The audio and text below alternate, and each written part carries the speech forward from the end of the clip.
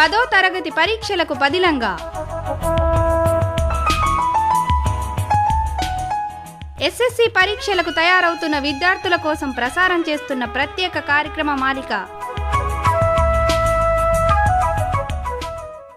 విద్యార్థులారా, ప్రశ్నపత్రంలో కనబడేటువంటి మరొక విద్యా ప్రమాణము సమాచార సేకరణ మరియు ప్రాజెక్టు పనులు. అయితే ప్రాజెక్టు పనులు అనేవి పాఠశాల తరగతి గది బయట జరిగేటువంటి అంశాలు కాబట్టి ఈ టాపిక్ నుండి ప్రశ్నలు ప్రశ్నపత్రంలో రావు. కేవలము సమాచార సేకరణ నైపుణ్యానికి సంబంధించిన ప్రశ్నలు మాత్రమే మనకొస్తాయి. సమాచార సేకరణకి దాదాపుగా 6 మార్కులకు సంబంధించిన ప్రశ్నలు వస్తాయి. ఇందులో ఖచ్చితంగా 4 మార్కుల ప్రశ్న ఒకటి ఉంటుంది. 4 మార్కుల ప్రశ్న 2 రకాలుగా అడిగే అవకాశం ఉంటుంది. ఏ విధంగానంటే, ఒకటి, ఒక అంశానికి సంబంధించినటువంటి పారాగ్రాఫ్ ని ఇచ్చి ఆ పారాగ్రాఫ్ లో ఉన్నటువంటి అంశాలపైన ప్రశ్నలు అనేవి అడగడం జరుగుతుంది. ఉదాహరణకి జీర్ణాశయానికి సంబంధించిన కొంత వివరణ ఇవ్వడం జరుగుతుంది. ఫర్ ఎగ్జాంపుల్ గా, జీర్ణాశయం అనేది ఒక సంచి వంటి నిర్మాణము. ఇది చిన్న పేగు యొక్క ముందు భాగము. దీనిలో ఉన్నటువంటి కండరాలు ఆహారాన్ని చిలకడంలో ఉపయోగపడతాయి మరియు తాత్కాలికంగా ఆహారము జీర్ణాశయంలో నిల్వ చేయబడుతుంది. ఈ సమాచారం ఇచ్చి దాని క్రింద 4 ప్రశ్నలు ఇవ్వబడతాయి. ఉదాహరణకి చూస్తే, మొదటి ప్రశ్న, జీర్ణాశయం అనేది ఎక్కడుంటుంది? రెండవది, జీర్ణాశయం యొక్క పని ఏమిటి? మూడవ ప్రశ్న, జీర్ణాశయంలో ఉండేటువంటి ఆమ్లం ఏమిటి? జీర్ణాశయంలో ఉండేటువంటి హార్మోను ఏమిటి? అంటే ఈ పారాగ్రాఫ్ లో ఇవ్వని సమాచారాన్ని కూడా అదనపు సమాచారం కింద అడగటం జరుగుతుంది. ఫర్ ఎగ్జాంపుల్, జీర్ణాశయంలో ఉండేటువంటి ఆమ్లము హైడ్రోక్లోరిక్ ఆమ్లము HCl. అదే విధంగా గ్రెలిన్, లెప్టిన్ అనేటువంటి హార్మోన్స్ జీర్ణాశయంలో ఉంటాయి. అంటే పారాగ్రాఫ్ కి అనుబంధంగా ఉన్న సమాచారం నుండి ప్రశ్నలు అడగబడ్డాయి. అదేవిధంగా రెండవ రకంగా ఎలా అడగవచ్చు అంటే, టేబులార్ ఫామ్ లో, అంటే ఒక పట్టిక ఇచ్చి ఆ పట్టిక నుండి ప్రశ్నలను తయారు చేస్తారు. ఉదాహరణకి మన 10వ తరగతి పాఠ్య పుస్తకంలో అనేక పట్టికలు ఇవ్వబడ్డాయి. మెదడు విధులు, మెదడు యొక్క భాగాలు ఇచ్చి అక్కడ వాటి యొక్క విధులను ఇస్తారు.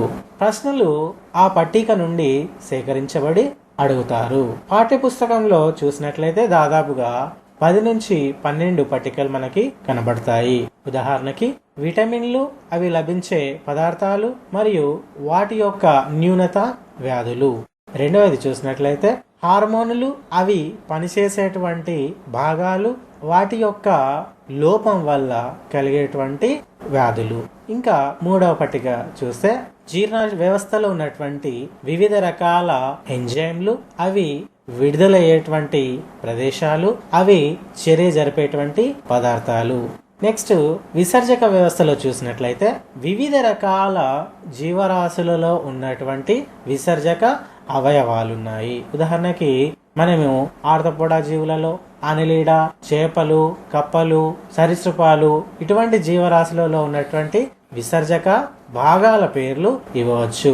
లేదా విసర్జక పదార్థాల ఆధారంగా కూడా పట్టికని నిర్మించవచ్చు. ఇక మొక్కలలో ఉన్నటువంటి వివిధ రకాల హార్మోనులు. విద్యార్థులారా, మీకు తెలుసు, పట్టికలలో ఉన్నటువంటి 4 రకాల హార్మోన్లు ఇచ్చి దాని నుంచి ప్రశ్నలు అడుగుతారు. మొక్కలలో 4 రకాల హార్మోన్లు ఉంటాయి. మీకు తెలుసు, ఆక్సిన్లు, జిబ్బరెలిన్లు, సైటోకైనిన్లు, మరి లాస్ట్ది అబిసిసిక్ ఆమ్లము. ఇందులో 4 మొక్కల యొక్క పెరుగుదలకు దోహదపడితే మరొక హార్మోన్ అనేది పెరుగుదల కాకుండా మొక్కకి పెరుగుదల నియంత్రకంగా పనిచేస్తుంది. ఈ పట్టిక నుండి ప్రశ్న అడిగితే మిమ్మల్ని కాస్త తికమగ పెట్టడానికి మొక్కకి పెరుగుదల నియంత్రకంగా పనిచేసే హార్మోన్ ఏది అని అడగవచ్చు. ఎందుకు అంటే ఆక్సిన్, జిబ్బరెలిన్, సైటోకైనిన్ ఇవి మొక్కని పెరుగుదలకి ఉపయోగపడతాయి. కానీ అభిసిసిక్ ఆమ్లము అనేది మొక్క పత్రాలను రాల్చడానికి ఉపయోగపడుతుంది. సో ఇది టాబులార్ ఫామ్ లో అంటే పట్టిక రూపంలో ఒక సమాచారాన్ని ఇచ్చి ఆ సమాచారం ఆధారంగా ప్రశ్నలను తయారు చేయడం జరుగుతుంది. నెక్స్ట్ డయాగ్రామ్ రూపంలో అంటే ఒక అంశానికి సంబంధించినటువంటి నిష్పత్తులను ఒక బార్ డయాగ్రామ్ రూపంలో కానివ్వండి లేదా పై డయాగ్రామ్ రూపంలో కానీ ఇచ్చి అందులోని అంశాలను ప్రశ్నల రూపంలో అడగడం జరుగుతుంది. ఇది కూడా సమాచార సేకరణ నైపుణ్యం కిందే తీసుకోబడుతుంది. Next flow చార్టులు.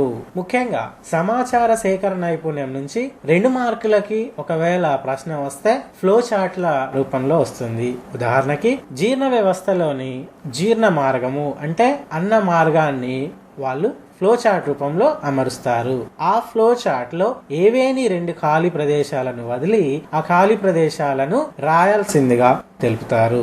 ఉదాహరణకి నోరుతో ప్రారంభమైనటువంటి జీర్ణాశయానికి సంబంధించిన ఫ్లో చార్టు ఇచ్చి అక్కడ జీర్ణాశయము లేదా ఆహార వాహికని లోపింపజేస్తారు.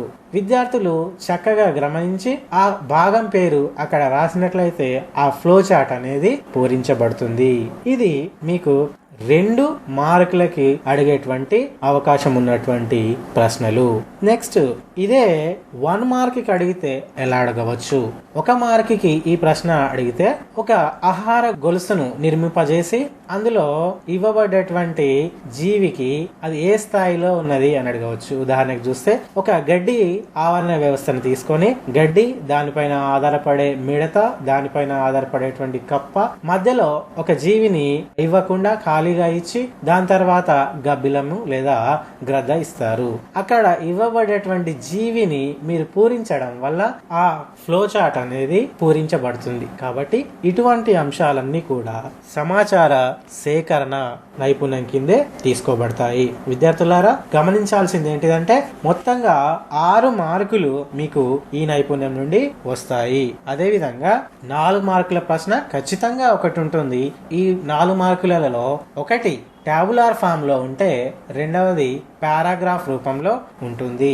అదే విధంగా 1 మార్క్ క్వశ్చన్ అనేది ఉంటుంది. అది ఫ్లో చార్ట్ రూపంలో కానివ్వండి లేదా డయాగ్రామ్ రూపంలో కానివ్వండి, బార్ డయాగ్రామ్ లేదా ఫ్లో చార్ట్ రూపంలో ఉంటుంది.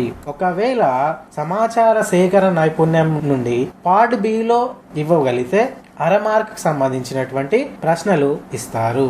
ఇక మన నూతన పాఠ్య పుస్తకంలో ఉన్నటువంటి కొన్ని ప్రధానమైనటువంటి అంశాలకు సంబంధించిన ప్రశ్నలను మనము తెలుసుకుందాము. విద్యార్థులారా పోషణ పాఠం నుండి ఖచ్చితంగా చదవాల్సిన ప్రశ్నలలో పోషకాహారం లోపం వల్ల కలిగేటువంటి పరిస్థితులను గురించి తెలపండి అంటారు.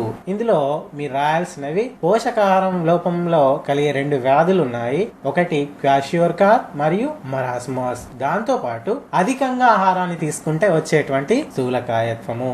ఇదే అంశానికి సంబంధించినటువంటి చక్కెర వ్యాధి కలిగించజేసేటువంటి హార్మోన్ గురించి అంటే క్లోమ గ్రంథికి సంబంధించినటువంటి హార్మోన్ల గురించి ప్రశ్న అడిగే అవకాశం ఉంటుంది.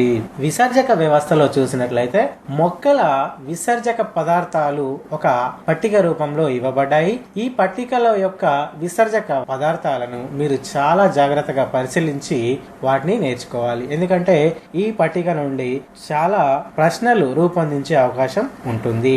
అదే విధంగా సాధారణంగా కనబడేటువంటి సాధారణ బీపీ అంటే రక్తపీడనం అనగానేమి, రక్తపీడనాన్ని ఎలా కొలుస్తారు, రక్తపీడం పెరగడం వల్ల కలిగేటువంటి దుష్పరిణామాలు ఏవి, అదే విధంగా ఆర్థిక వలయం ఏ విధంగా జరుగుతుంది లేదా రక్త స్కందనం అనేది ఎందుకు జరగాలి, ఎలా జరుగుతుంది, ఏకవలయ ప్రసరణకి ద్వివలయ ప్రసరణకి మధ్య ఉన్నటువంటి భేదాలు ఏమిటి, అదే విధంగా మొక్కలలో సహజంగా జరిగే శాఖీయ ప్రత్యుత్పత్తి ఎన్ని రకాలు, మొక్కలలో మానవుడు జరిపే శాఖీయ ప్రత్యుత్పత్తి ఎన్ని రకాలు, అదే విధంగా మొక్కలలో లైంగిక ప్రత్యుత్పత్తి జరిగే ప్రక్రియలో ఉన్నటువంటి యాంత్రికం ఏమిటి అంటే మొక్క పుష్పించిన నుండి పరాగ సంపర్కం జరిగి తర్వాత ఫలదీకరణ జరిగి విత్తనం ఏర్పడే వరకు జరిగే ప్రక్రియలన్నీ ఈ యాంత్రికంలో మనము రాయాల్సి ఉంటది.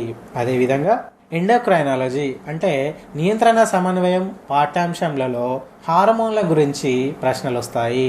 దీంట్లో ముఖ్యంగా ప్రధాన గ్రంథి అయినటువంటి పీయూష గ్రంథి, మాస్టర్ గ్లాండ్ గా పిలిచేటువంటి పిట్యూటరీ గ్రంథి యొక్క హార్మోనులు, వాటి యొక్క ప్రభావాలు, అవి లోపించడం వల్ల కలిగేటువంటి దుష్పరిణామాలు ఇందులో మీరు నేర్చుకోవాలి. అదేవిధంగా మస్తిష్కము, దాని యొక్క విధులు. పిల్లలారా, మస్తిష్కం అంటే పూర్తి మెదడుకు సంబంధించినటువంటి విధులు కాకుండా మీరు కేవలం మెదడు యొక్క ప్రధానమైన భాగమైనటువంటి మస్తిష్కము యొక్క విధులు రాయాలి. అదేవిధంగా ఆహారపు గొలుసు అనగానేమి, ఆహారపు జాలకం ఎలా ఏర్పడుతుంది, జీవ పిరమిడ్ల యొక్క ఆవశ్యకత ఏమిటి, జీవ పరిణామము ఏ విధంగా జరిగింది, మెండల్ ఏక సంకలన ప్రయోగం యొక్క నిష్పత్తులేవి, నిర్మాణ సామ్య, క్రియా సామ్య అవయవాలు ఏ విధంగా ఉన్నాయి, వాయు వినిమయము ఏ విధంగా జరుగుతుంది, ఆహారపు జాలకం అనేది ఎందుకు ఏర్పడుతుంది, ఇటువంటి అన్ని ప్రశ్నలు మీరు మీ యొక్క ప్రశ్న పత్రంలో ఉండేటువంటి అవకాశం ఉంటుంది. విద్యార్థులారా, అందరూ జీవశాస్త్రానికి సంబంధించినటువంటి పాఠ్య పుస్తకంను జాగ్రత్తగా చదివి పటాలు, పట్టికలు ప్రాక్టీస్ చేసి మంచి మార్కులు సాధించండి. 10వ తరగతి పరీక్షలకు పదిలంగా ఎస్ఎస్సి పరీక్షలకు తయారవుతున్న విద్యార్థుల కోసం ప్రసారం చేస్తున్న ప్రత్యేక కార్యక్రమ మాలిక